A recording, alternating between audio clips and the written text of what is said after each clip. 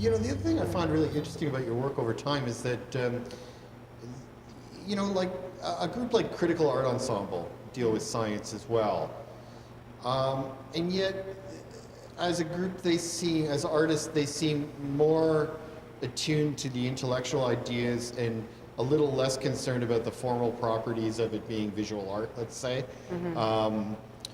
And I think in your work, I've always sensed there's always a very keen awareness of, you know, it's art, so it's got to look like something, and mm-hmm. you know, there's a formal element to it that you know what I'm getting at? It's not just the dryness of ideas; it's how they're, sure. You know, I think how they have exist. And Andrea is mainly responsible for that because now, I mean, at the beginning, I think.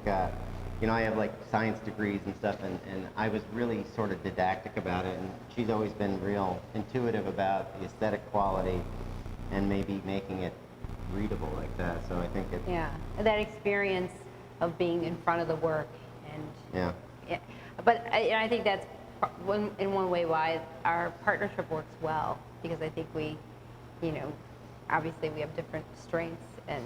But over the course of 2 decades, hasn't it crossed over a bit? Haven't you increased your didactic abilities, and you increased your formal? And decreased mine.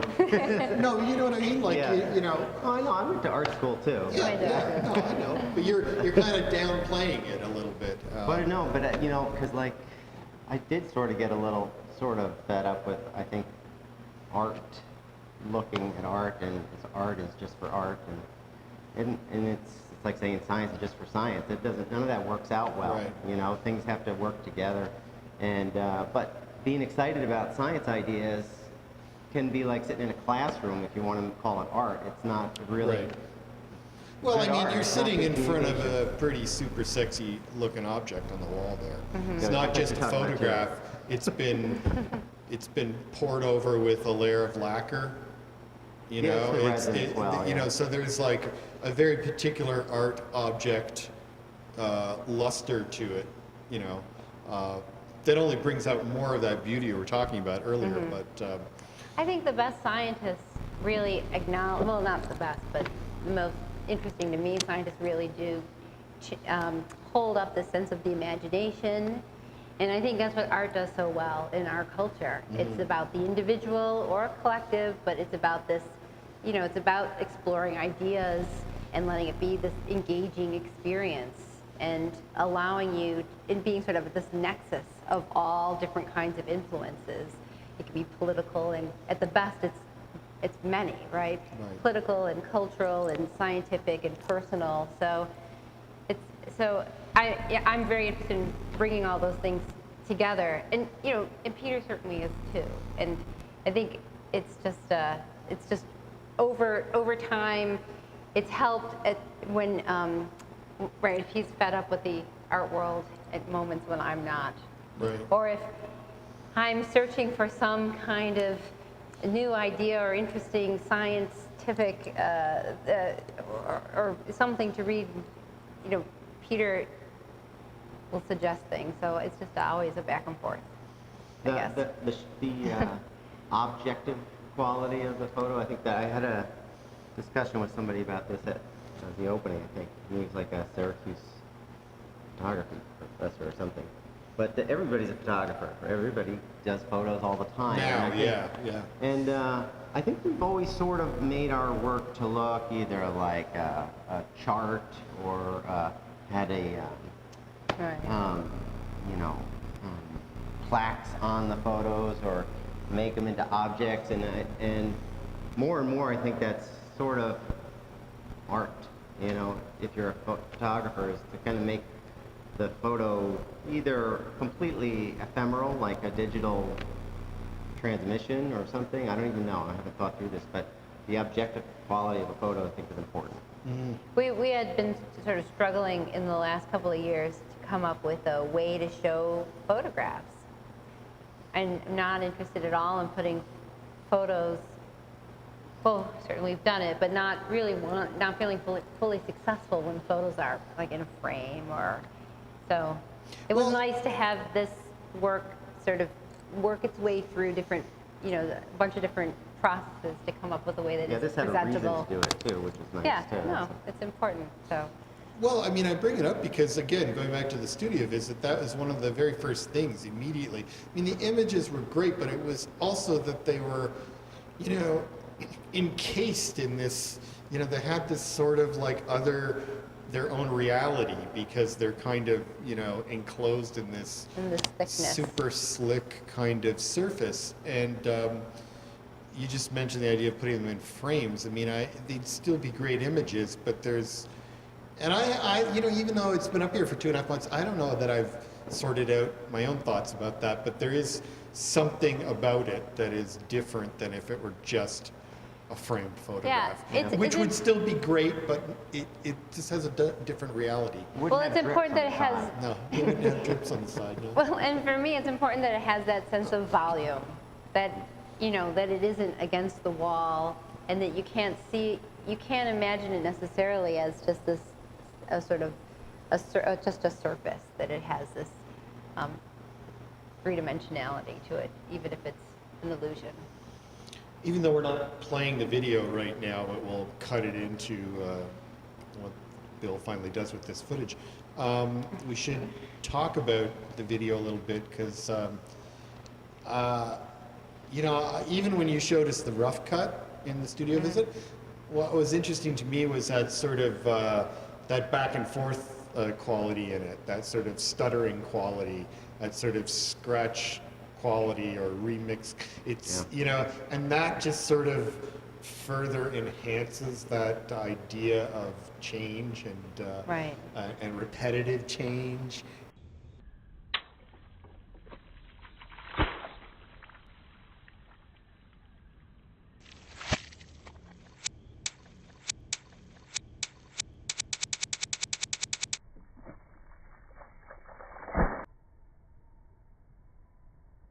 And so that was something that hooked me from the beginning to that, just that gesture.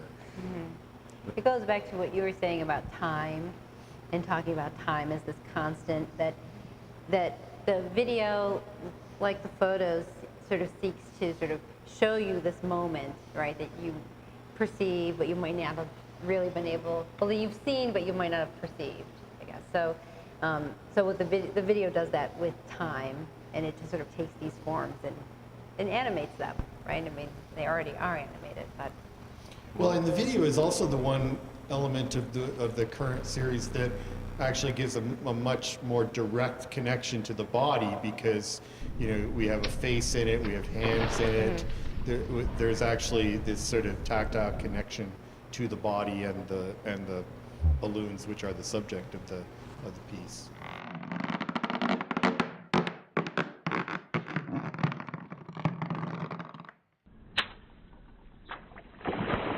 But the video was made in a way just for fun. Like, I really just wanted to see it, and just happened to shoot it quickly, and because the studio visit was coming up, and I wanted to sort of present like a larger picture of what the work was about, as a way just to sort of represent what the work was. And I didn't actually think that, I didn't take the video that seriously until you responded to it, honestly. No, then we had to go get a more fancy camera and all that other stuff. I think Peter was a little bit trouble. like, really? He likes the video? Because you can see the hands popping the balloons. Where's the mystery? But, well, because, it wasn't about the mystery of it. It was about something else. And like I say, it just introduces a different kind of element to it, which is interesting. And it had a really positive response on people that viewed the show. Yeah. I mean, they were really engaged by that. I was taken aback by how engaged people were with watching, you know, the balloons pop and Well, that's what I was together. talking about earlier. Yeah, I mean, it's not like you're looking at the video and it's veiled. These are water balloons being popped with a high-speed camera. So there's nothing hidden about that, you know. But you can't see it without filming it, though. Right. Right. But, you know, it's such a ordinary, obvious thing, and yet it really did, like, people were riveted to it. The same thing happened when we Like were fire. shooting them, though. What's that? Like a fireplace. Like a fire. Maybe. That's actually maybe not a bad That's a good analogy. comparison. Yeah, I like that. When the video, when we shot those, it was a similar response. We would shoot the video, and then, you know, the kids would be like, "Oh, let's go look at it." Like we'd just seen it, but we'd have to go inside and or huddle around the viewer on the camera and watch it again, and we'd have a much bigger response watching it again than the first time. We'd be like, "Wow, that really was what happened." So.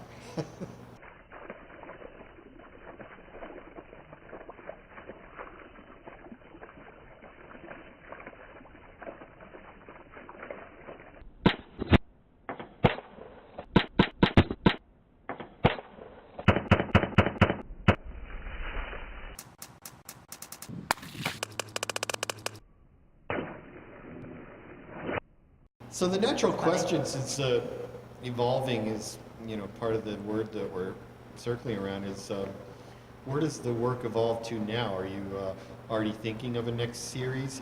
Has this project prompted notions about what you might want to do next? I have ideas. You I have don't no think we've had ideas? a chance to. Yeah, there's some projects that, like, you know, probably not as pretty anymore. But I think that have been around for a while that we haven't finished. So. Well, I just the other day. This is very fresh. Okay. This is like part of the improv segment of this. We haven't really had Okay. a chance. The other day, I had this opportunity to use a microscope connected to a camera and found some great. Took some great photographs of snowflakes.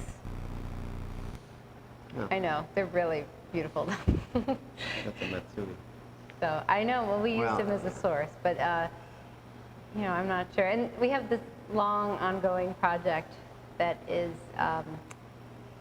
that hasn't really come together in any form that I'm particularly content with, meaning it's like not video, and it could be a research paper, but I'm not that excited about it being that, and it's not maybe not photos about dealing with individuals that have performed surgery on themselves. So that's something we've been researching for a number of years. You mean like, what do they call it, trepanning, or Sure. what's that? That's one thing Trepanation, people yeah. have done. That People have crazy. removed their testes, tried to remove breast implants, made teeth for themselves.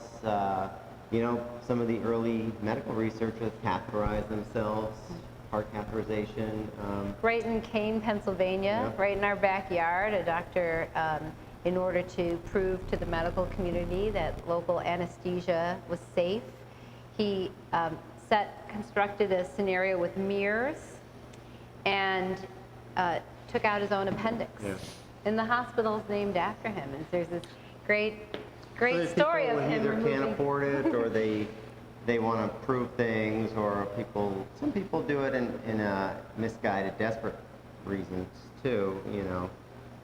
But it's like, you know, the body and medicine have great hegemony of power, and who's allowed to know things and do things, and who can afford to do things, and these are sort of like the backyard home rocket mechanics, you know, or some of them are blowing their hands off, and some of them are making some rockets that go up, and, you know, things like that. But And honestly, interesting group. like culturally right now, this is an idea that I don't know how long it's been around for us, but I would say from 2002, I mean, really, we've just been sort of thinking about it, but now culturally, I mean, with health insurance, you have to be more involved in your care. Like, you know, you can't just let your physician order tests for you. You have to make sure you know if you want to pay for those tests, because your health insurance is only going to pay for so many. And so there's more and more of an involvement in terms of sort of the care of our body, or our responsibility with our body. So maybe that'll be another sort of way to motivate this particular project. But Do you guys have a favorite science story from the past year? Favorite popular science story? Gee. Or discovery? Well, we talked with the UB department, physics department at the Science Art Cabaret about nanotechnology a bit, and I still don't understand that, by the way, but that was more about, what is nanotechnology, sort of, but not nano manufacturing. It wasn't really part of it, and that's kind of what I think is interesting, is nano machines and things that'll self-replicate and generate in an organic way, except they're inorganic. So maybe that, it's interesting that you mentioned that, because it doesn't seem like the inorganic or the mechanical or technical has been as prominent in your practice as the organic has. mm-hmm. Yeah. Do you see that shifting, or because technology is now much more intimately involved with the body and Right. with the organic? I mean, I think the early work had a lot more inorganic. I mean, it had a lot more of that than the current work. Yeah. But, yeah, I don't. Of meeting electricity Yes. and stuff like that. That Yeah. was some of the things. So maybe it'll swing back there. Yeah, maybe that's probably a full circle. well, as always, it's a pleasure to have you guys around. It was great to have this piece here as part of our Beyond In show. I hope you guys were happy with the situation, and I want to thank you for all your hard work. Well, thanks Thank for having you. us. Thanks.